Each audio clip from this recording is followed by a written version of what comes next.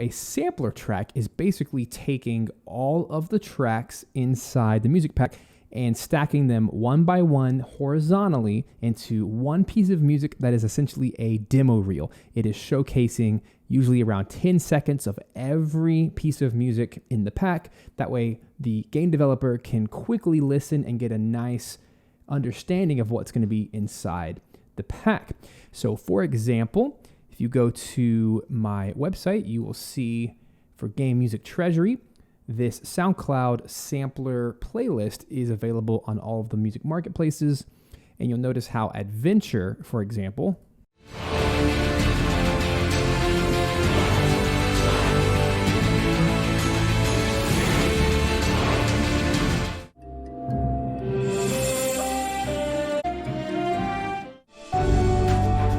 and in the case of the Adventure sampler track, you'll notice that every 10 seconds, it's moving on to another track. In total, the length of that one sampler track is 5 minutes and 40 seconds. And as you scrub through, you'll see that most of them are around the 5-minute mark. In this case, the combat is 5 minutes and 50 seconds. So in just a few minutes, we'll take a look at the actual session I used to create all of these samplers in one Pro Tools session.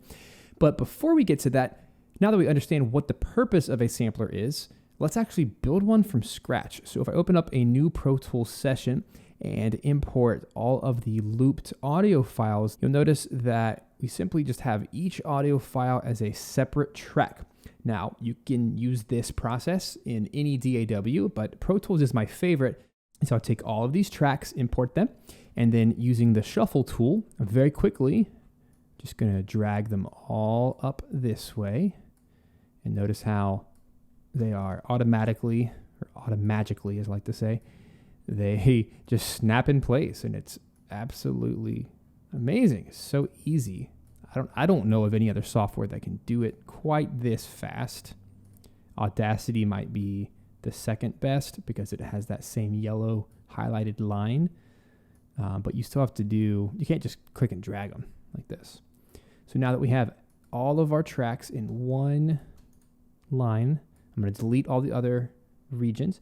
Once I have all of my tracks in one track using the shuffle, now what I can do is individually go into every track and carve out a 10-second slice that I'm interested in. It's not always going to be the beginning of the track. Sometimes it's going to be right in the middle of the track. So it's good to go back through. And this is time consuming, but remember, this is the first impression that a game developer is going to have of your pack. So you want to really feature your best stuff. And I would even suggest maybe shuffling around the order of the tracks just to kind of give it the best edge possible. Not necessary, but it's just one way of doing it if you don't want to do the alphabetical order. But what I might do is go in here and maybe inside this first track, I just want to take a little clip right here. And Pro Tools, if I hit Control E, it'll just chop out that one portion. And I'm going to keep my shuffle mode on. That way, I can shuffle it back. And I do want to zoom in and try to make sure that each of these is around the 10-second mark. So I'm just going to chop it off right there where it says 10 seconds. And then I'll just kind of go through each of these until I'm happy with the selection. Let's say I wanted to do this part right here. Let's say from 158 to 208. That's a 10-second chunk. Chop that off. And I can keep using that shuffle mode to keep stacking them on top of each other like this. So let's just say that we were really happy with most of our selections here. Let me just kind of pick on a little 10-second clip from each like this. Now that I've roughly trimmed each of the clips down to 10 seconds, now we need to do some crossfades.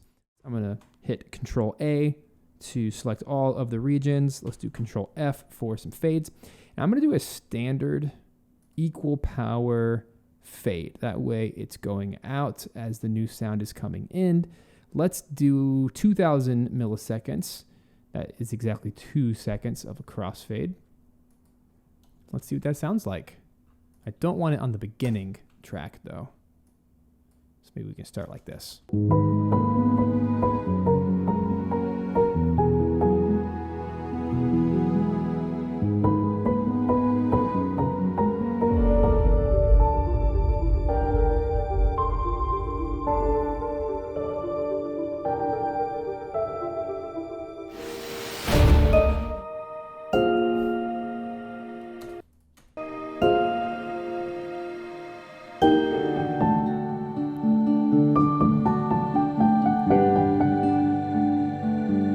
So the good thing about crossfades is you can play around with it. If you don't love the one that you chose, you can always go to maybe S curve, equal gain, and just keep playing around with it until you're happy.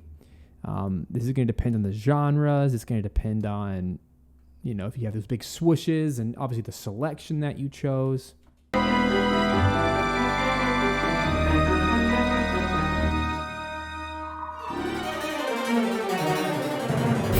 So I can already tell that this crossfade like this is probably a much better shape for the style of music I have.